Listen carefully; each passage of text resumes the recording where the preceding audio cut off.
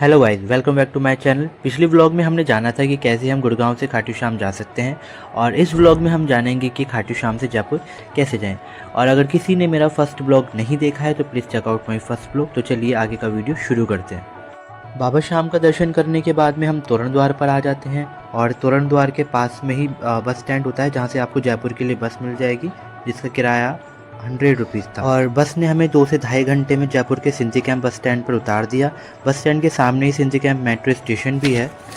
Sindhi camp में ही हमने 500 rupees का रूम लिया और दोपहर में आराम करने के बाद हम शाम में निकल गए हवा महल का नाइट व्यू देखने के लिए। सबसे पहले हम गए सिंधी कैंप मेट्रो स्टेशन। वहाँ से हमने टिकट लिया बड़ी चौपड़ मेट्रो स्टेशन का, जिसका किराया था 15 रुपीज़। तो कुछ ही देर में हमारी मेट्रो आ चुकी थी। मेट्रो में एंट्री करने के बाद हमने देखा कि मेट्रो कुछ ही डिस्टेंस को कवर करती है। फाइनली बड़ी चौपड़ मेट्रो स्टेशन आ चुका था। मेट्रो एग्जिट करने के बाद हमने देखा बाहर बहुत भीड़ थी जो कि हवा महल को देखने के लिए और वहाँ शॉपिंग करने के लिए आए हुए थे। बड़ी चौपड़ से वॉकिंग डिस्टेंस पर ही हवा महल है जो कि नाइट में देखने में बहुत सुंदर दिख रहा था। फिर हमने वहाँ रुककर अपनी फ़ोटो क्लिक करी और पहुँच गए हवा महल के अपोजिट साइड, जहाँ से देखने पर हवा महल और भी खूबसूरत दिख रहा था। हवा महल के पास में ही बहुत सारे लोग अपनी फ़ोटो क्लिक करा रहे थे और हवा महल के पास में ही आपको मार्केट देखने को मिल जाएगी जहाँ से आप अपने लिए शॉपिंग कर सकते हैं। और फिर हमारी नज़र पड़ी इन भैया पे जो कि कस्टमाइज़ बैंगल बना रहे थे। अगर आपको भी कस्टमाइज़ बैंगल बनवानी है तो आप यहाँ पर आकर बनवा सकते हैं। उसके बाद हम लोगों ने खाना खाया और खाना खाकर हम आ गए अपने रूम पर रेस्ट करने के लिए। नेक्स्ट मॉर्निंग हम जल्दी से नहा कर निकल गए जयपुर सिटी एक्सप्लोर करने के लिए। तो सबसे पहले हम पहुँचे सिंधी कैंप मेट्रो स्टेशन और फिर वहाँ से आ गए बड़ी चौपड़। वहाँ से फिर हमने सोचा कि दिन की शुरुआत क्यों ना ठाकुर जी के दर्शन से की जाए, तो हम पहुँच गए गोविंद देव जी टेम्पल, जो कि बड़ी चौपड़ से सिर्फ 850 मीटर की दूरी पर था। और अब बात करें मंदिर के इतिहास की, तो गोविंद देव जी की प्रतिमा को श्री कृष्ण के परपोते वज्रनाथ ने बनवाया था। मथुरा में आक्रमण के बाद गोविंद देव जी को जयपुर में स्थापित कर दिया गया। मंदिर में एंटर करने के बाद हमने देखा कि सभी भक्त गोविंद देव जी के दर्शन के लिए खड़े हुए थे और सभी भक्त गोविंद देव जी की भक्ति में लीन होकर भक्ति का आनंद ले रहे थे। मंदिर में कीर्तन भी हो रहा था और मंदिर में कीर्तन को देखकर आनंद ही आ गया। उसके बाद हम आ गए हवा महल। हवा महल में एंट्री करते ही हमारे माथे पर तिलक लगाया गया जो कि रॉयल एंट्री जैसा फील दिखा रहा था। एंट्री करने के बाद हमने देखा कि हवा महल में फाउंटेन लगा हुआ है जो बहुत अट्रैक्टिव था और बीच बीच में फाउंटेन शो भी हो रहा था जो कि देखने में बहुत ही सुंदर लग रहा था। उसी के पास लोग भांगड़ा बजते हुआ देखकर उसके साथ डांस करने लगे थे। उसके बाद हमने देखा सामने ही पपेट शो हो रहा था जिसको मैं बचपन से देखना चाहता था।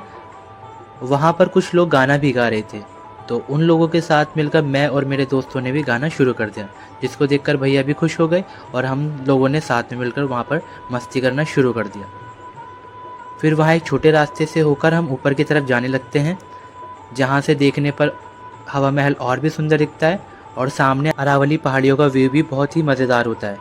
हवा महल के टेरेस से ही जंतर मंतर भी दिखाई देता है और ऊपर से नीचे देखने पर आपको व्यू कुछ इस तरीके से दिखाई देगा जो कि फैसिनेट करने वाला होता है और देखने में बहुत ही सुंदर दिखता है।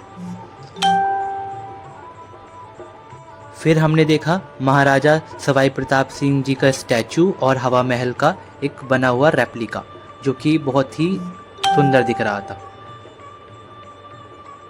और फिर हवा महल देखने के बाद में हवा महल के एग्जिट गेट से होते हुए बाहर की तरफ आ जाते हैं और हम फिर पहुंच जाते हैं जंतर मंतर।